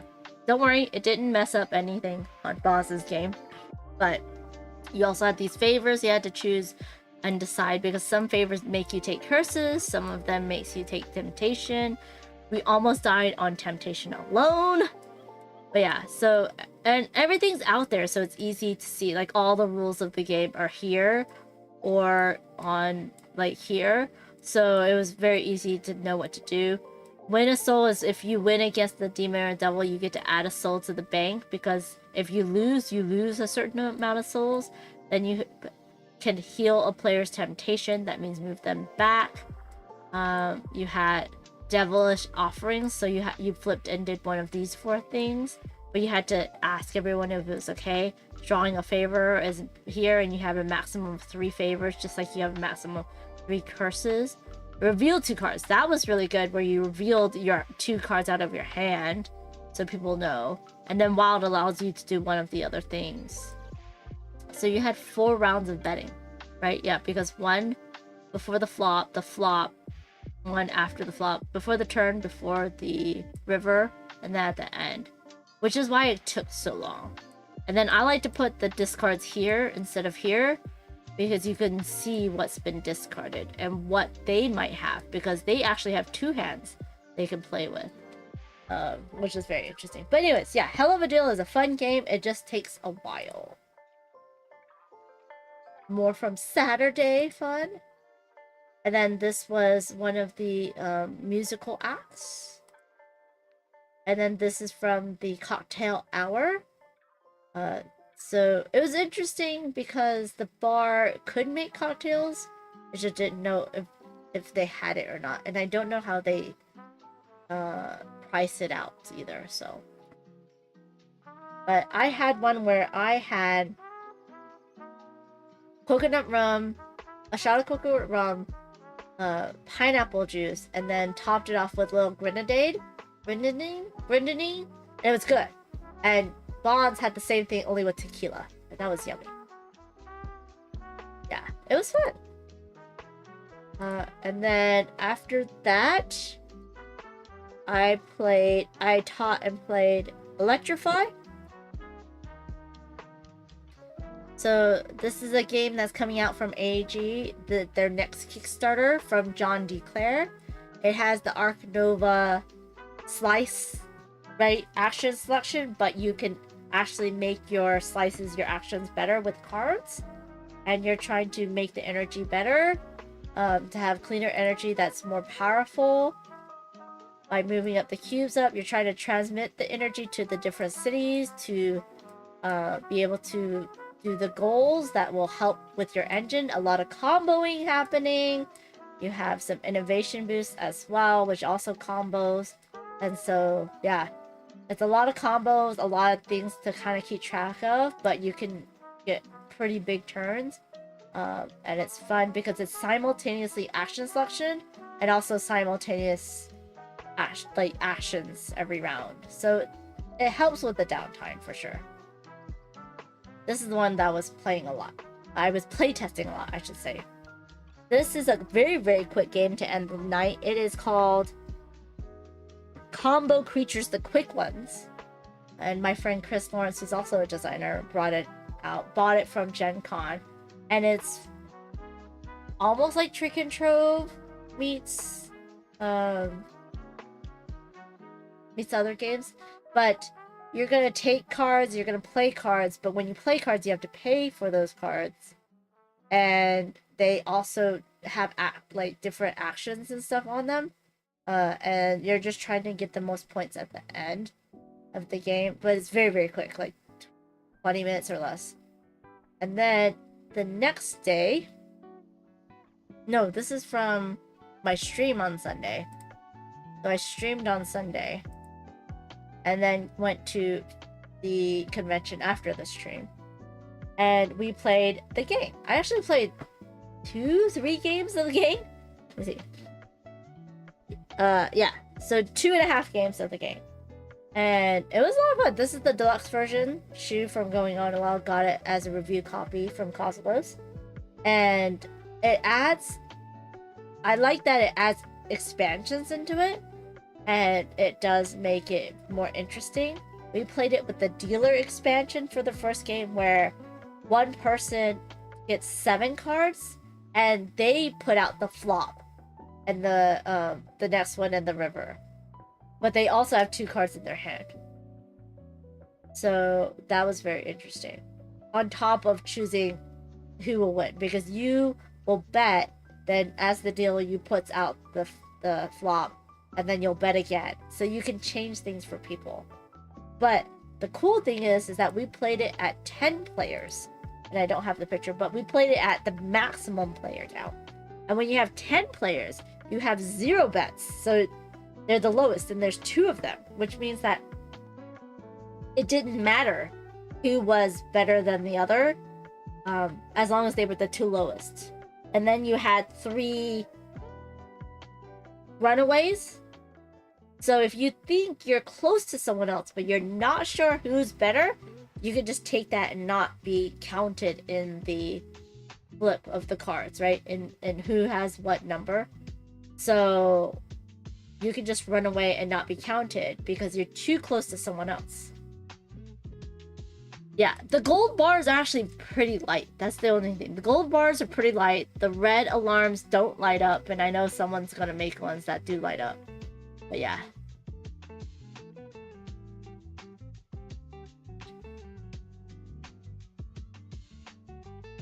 But yeah.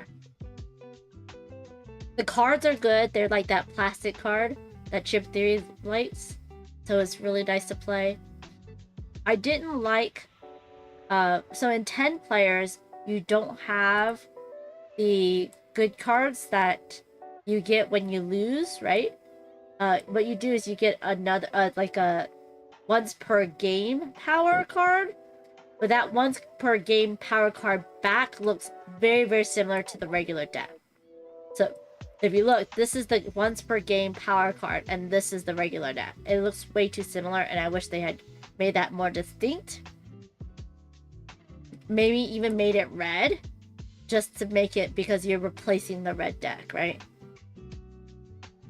That was interesting. Yeah. I fell in love with plastic cards in the new edition of Santorini, so this is awesome that something like that is here. Yes, Pillar. Games Mama says, I am iffy on the PVB cards. They stuck to shuffle. Oh, they suck to shuffle, and they like to try and escape. They do, but it was actually not bad shuffling this deck. I didn't have too many escapees on this one. Oops. Yeah. I didn't play that game. I wanted to play that game, but yeah. But yeah, the game deluxe is good. If you can get it and you like the game, I would definitely get it because it takes some expansions that you could only get as promos and puts it into the game for you. So it's really nice. The next one we did was... So I didn't... Like, everyone was like in different groups playing heavier games. So the next one I played was Daytime Minutes. Josh Woods, who's the designer for AG, really wanted to get this one at Gen Con, but I couldn't. But Chris got it in exchange.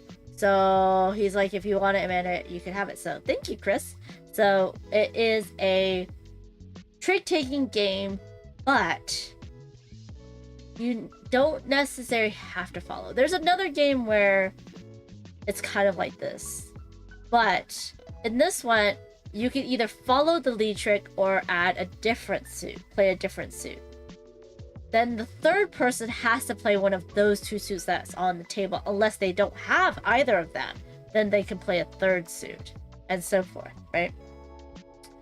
Then, after you're done playing out your trick, whoever has the highest of each of the different suits that are on the table, up to like 4, take those cards.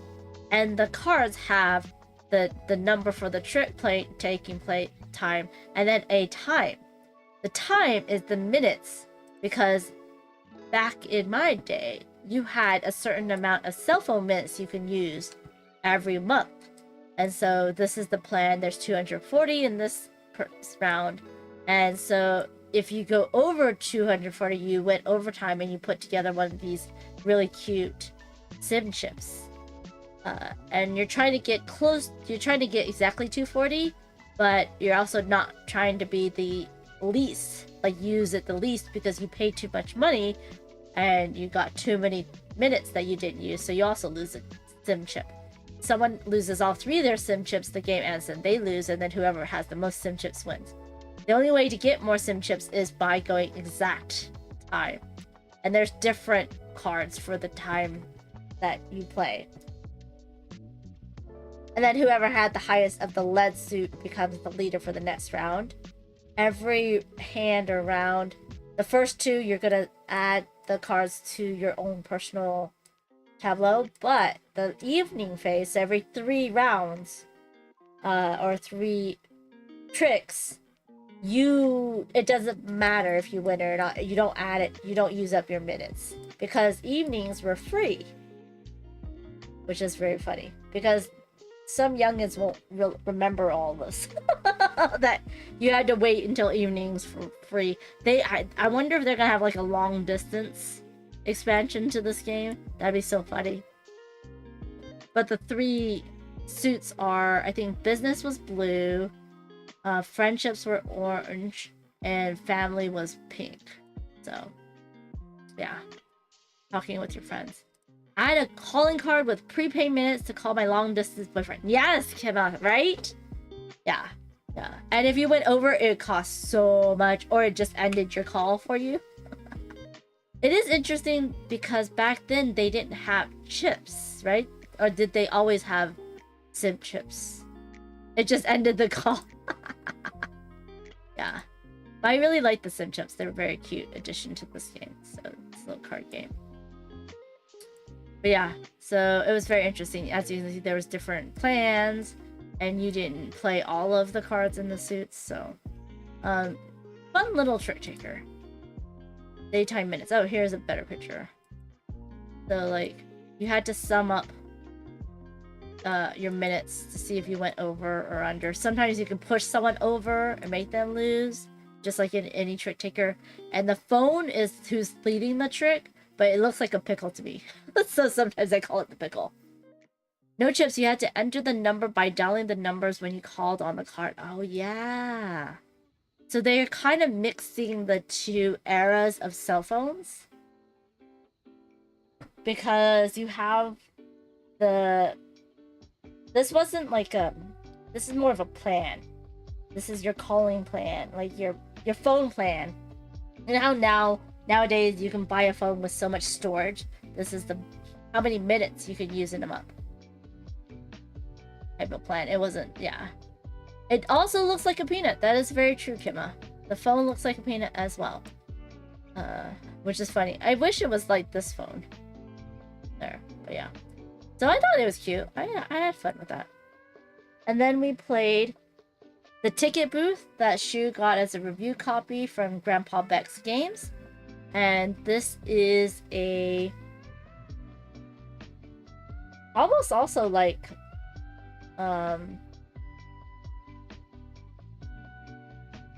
trinket trove in that you're drafting cards and at the end you look at all of your cards, but there's no scoring. It's just whoever has the most of it. There was another card game that was like that as well, but you start with with patchwork.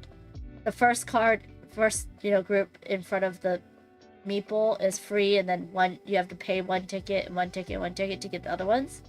The weird thing is that there is different colors of the same number, and you're gonna have to you have to look at each color separately, which is not clear in the rule books. And then also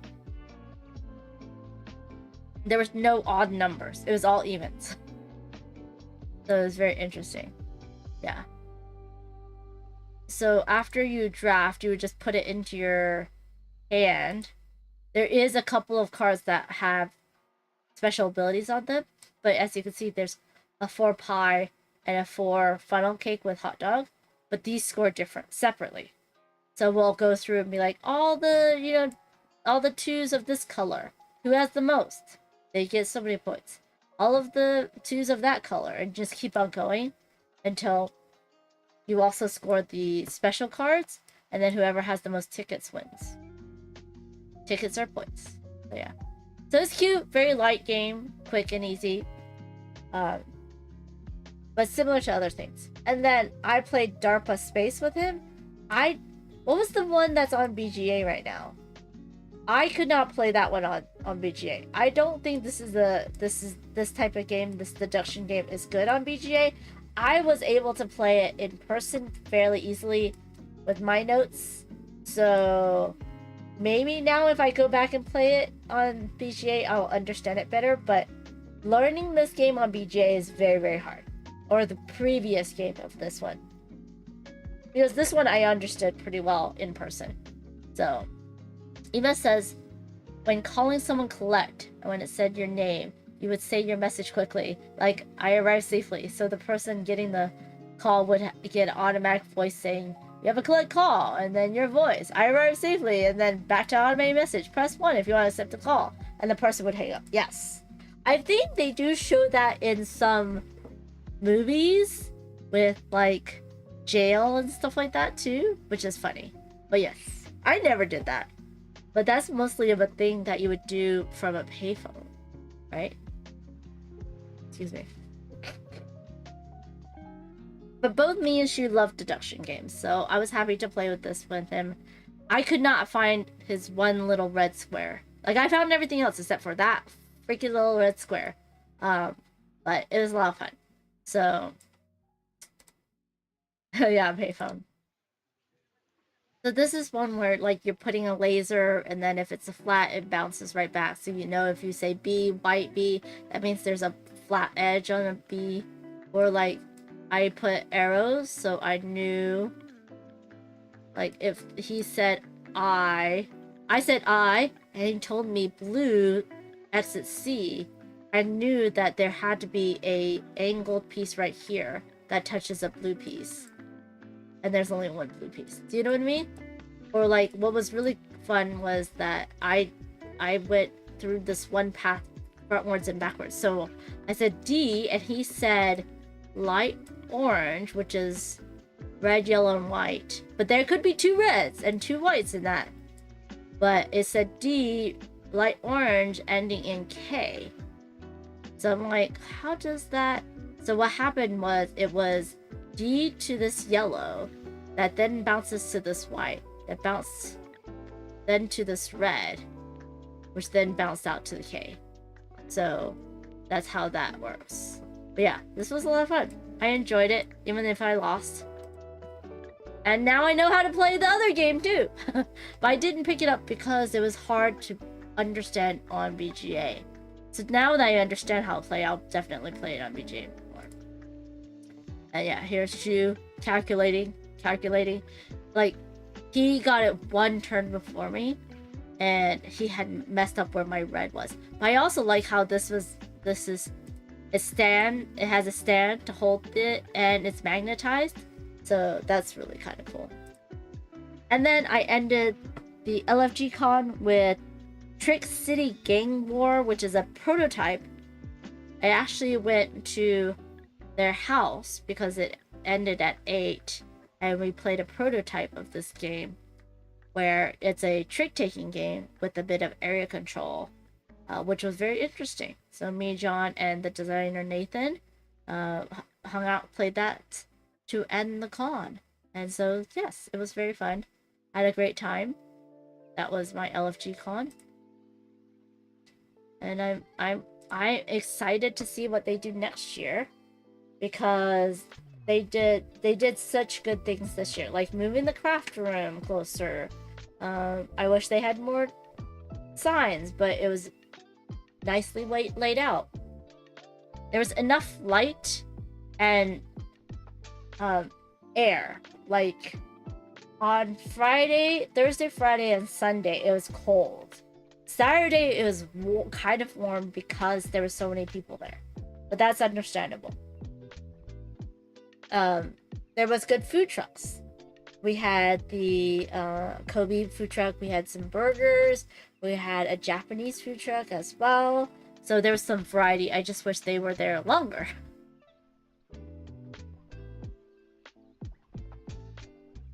Me too, Abtrube. Me too. I feel like now that more people know about it, it'll get busier on Friday and Sunday.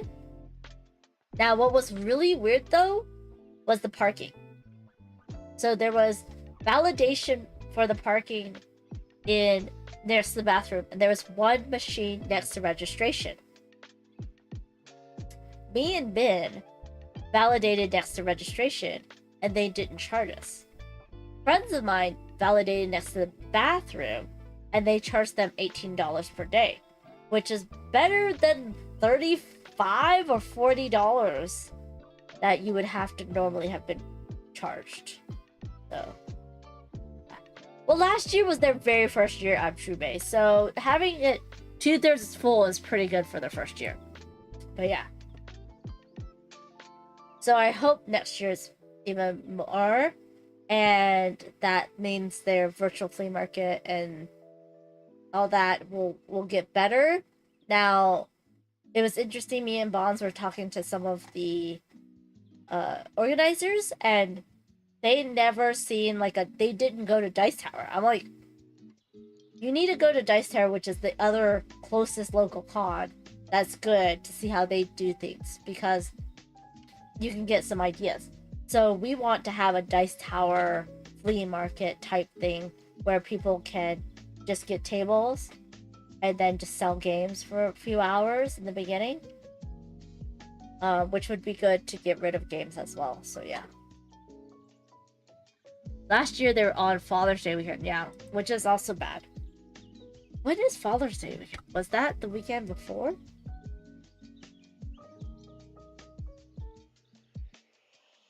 So they haven't told us what. Usually at the end of a con they'll tell you for next year's dates, but they haven't done it this year. When is Father's Day weekend?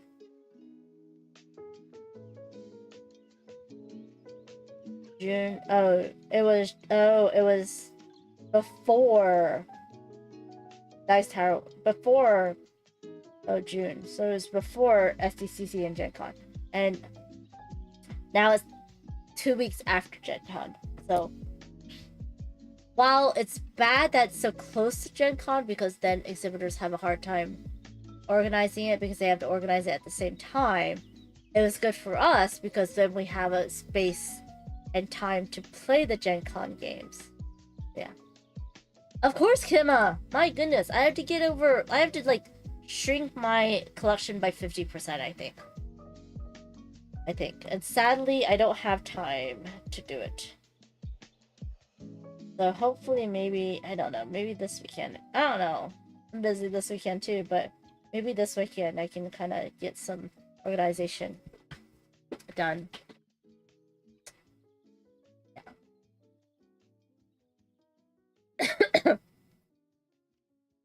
Panda isn't gonna do a board game giveaway stream again because of us refusing to take games since we don't want her to pay shipping. I also don't want to pay shipping, but if y'all will pay shipping, I would be happy to do a giveaway stream. Kima says, you always say that, and you're like, I don't know, I don't want to get rid of this. I know! It's so hard! It's so hard to call.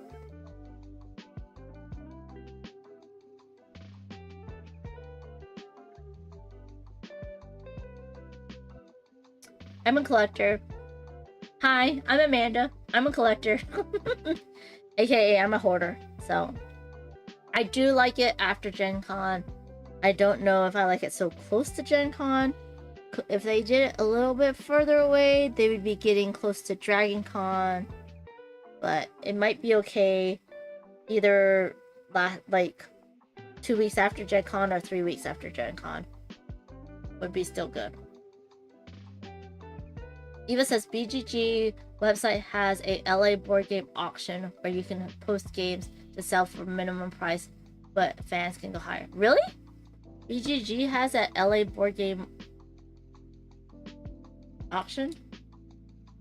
And then, okay, let me look it up.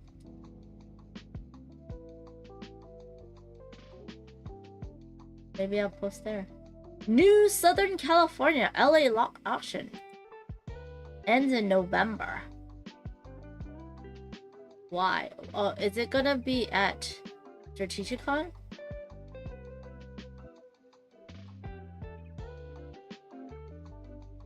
It's a forum, yeah. I know they have a Toronto list, so I imagine LA one. Yes, there's a Salif. I just found the... But it's from 2021. I wonder if there's gonna be one this year.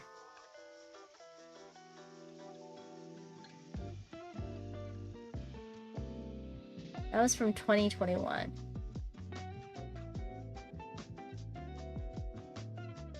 Let's see, what is this one from? That's from 2020.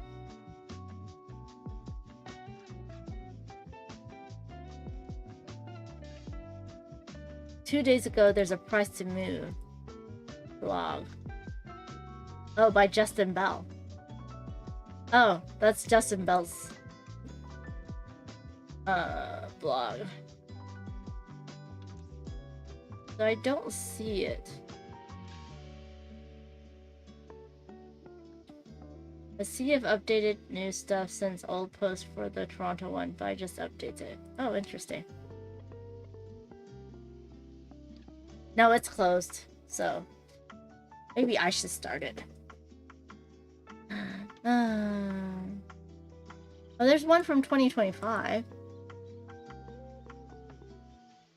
Nope, threats no longer available. Who earns?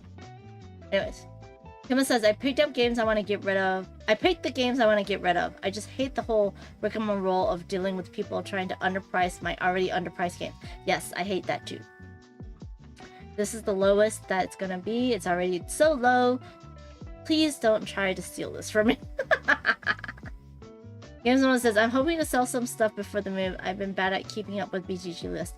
I'm sure that I am over 500. I need a call before we move. I feel like I need to organize before I call. Or I should just, actually, that's a bad thought process. I should not think that way. I should just call and then organize, because then I'll have less things to organize, so. Yeah, send it to me, Eva, on Discord, please, and I'll be happy to check it out. Eva says, honestly, when someone is like, will you take the $5 less? I up the price. Oh my gosh. I'm like, well, now it's $5 more now. Oh my gosh, Kayla. I think Bonds talked about it on her stream. No, she was talking about it. How there was a board game store in San Diego that did kind of a flea market day, and you can buy a table for like $5 or $10 or $10 or $20. And then people sold a lot, and then afterwards everyone just stayed around and played games. And I thought that was cool. So maybe one of the board game stores from the organizers that did LFG Con will do something like that. I know there's, when you sell at 2 board game stores, they rob you because they're trying to make money too. So yeah, you're not gonna get a lot of money. You're gonna get maybe $5 a game when you sell to a board game store. And Apollo was talking about selling to, was it Miniature Market? It was an online board game retailer where they paid for shipping, but she only got like $3 to $5 per game.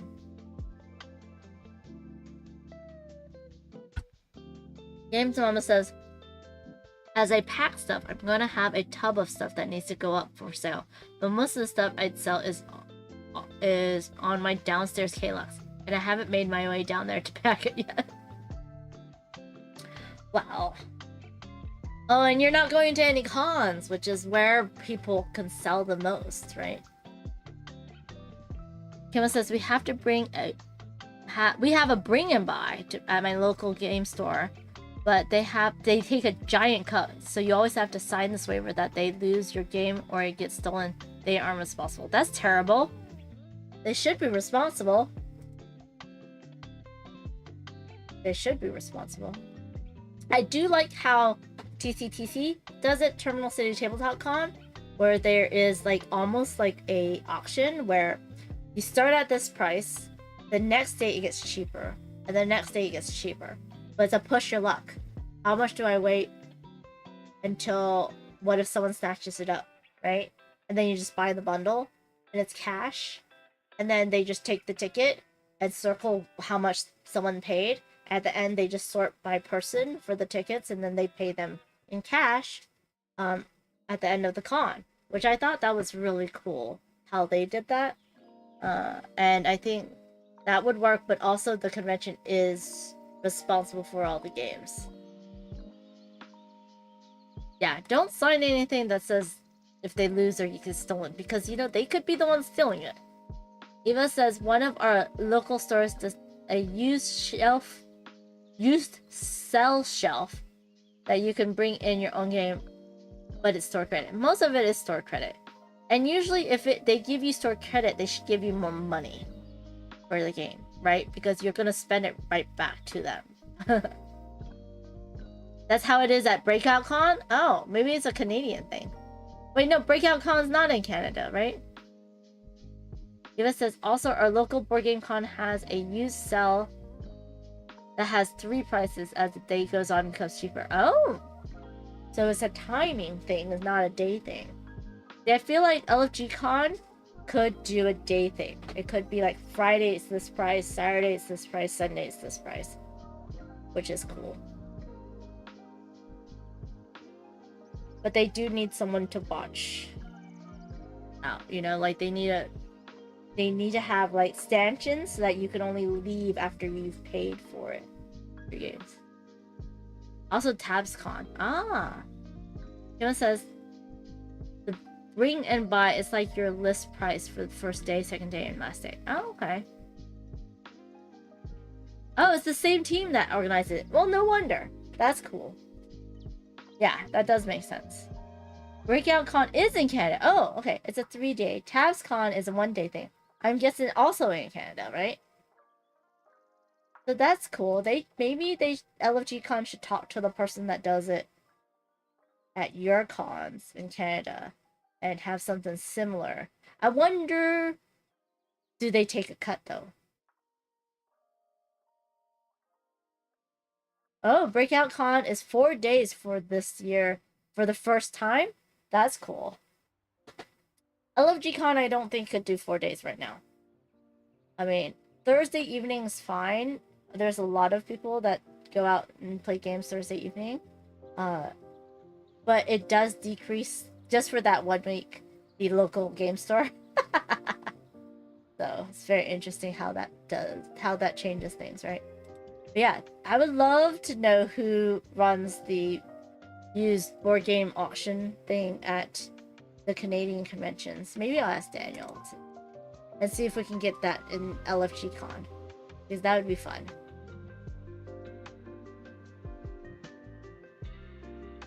You would need to have an area that's blocked off, and it would be cash only. The problem is I don't think the hotel has a ATM. I think across the street might. The other problem is that hotel does not sell any snacks. They don't sell sodas. They don't sell snacks. You can walk across the street and there's the outdoor shopping center that has Starbucks and all that stuff, but there's nothing in the hotel itself. So if the hotel itself had a vending machine, a lot of people would stay in the hotel more.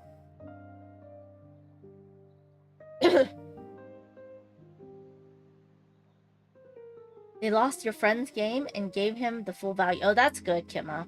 Oh, that's good. That means they take responsibility for your games. And if you don't know, they bundle. You can bundle games together. So like if you have games that you don't want, that you don't think is going to sell, you put it with a game that's really hot and you make the person get all of the games at once. So that's pretty cool. Eva says, I imagine so, but never sold there. Or Game James would know since they sell games. Cool. It's volunteers that run it as far as I know. Oh, that's awesome. That could work then. I should tell them. I should tell LFGCon to do it that way. Because that would be cool. And then the people that are selling their games don't have to stand there for, for hours on end and not game, right? So that'd be awesome. And they just come and check every day. But then someone has to protect the person with all of his cash. Which is fun. Yeah. Yeah, you have to crowd control for sure. Like, you have to have only a certain number of people in the area. You have to have a one-way out that's next to the cashier. You have to have 2 cashiers, just so that they can't, change. I have noticed, though, some people hide things. They'll see a game they really want, and they'll try to hide it behind other games, so that they can wait a day or 2 to get it. But if I was the volunteer ahead of it, every night I would reorganize, the shelves to make it so that you can see all the games again. Yeah. Masks were mandatory inside. That's great. That's really good. It helps with con crud, for sure. But where TCTC is, it's so bright. There's a lot of natural light, such tall ceilings. It was really nice. A little bit loud, but it's really good. I feel like this, if the Marriott just needs to change all their light bulbs into full spectrum or daylight light bulbs instead of some being the yellow and some being the white, it would be better and brighter. So yeah, and they did need to change some of the bulbs that were flickering too.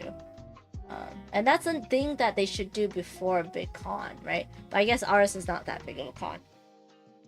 And next year, if I am a special guest again, if I do a panel again, I think I would stay over Friday to Saturday. I would stay over one night, because Friday night, if they do the dinner again Friday night, it's late, right? So then I would stay over Friday to Saturday and not have to worry about my alarm going off and driving there, because that was stressful. Anyways, I am at time. Yay! Oh, the TabsCon Facebook group. Okay. Well, I think Daniel and Quaid Rain, right, also does works with TCT, they might be able to let me know as well. At Breakout Con on the last day of the hotel, the fire alarm went off at 5 a.m. That's horrible. Wow. For an hour every 2 minutes, and they had please remain calm warning. That's almost what happened with the tornado warning.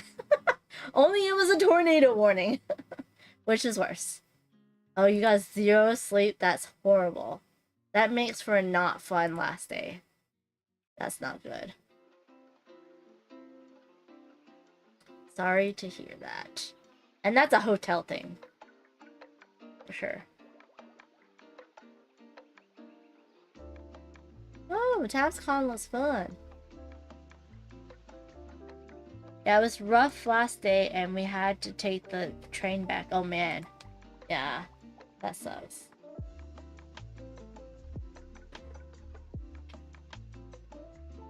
But they did, overall, LFG Con is good.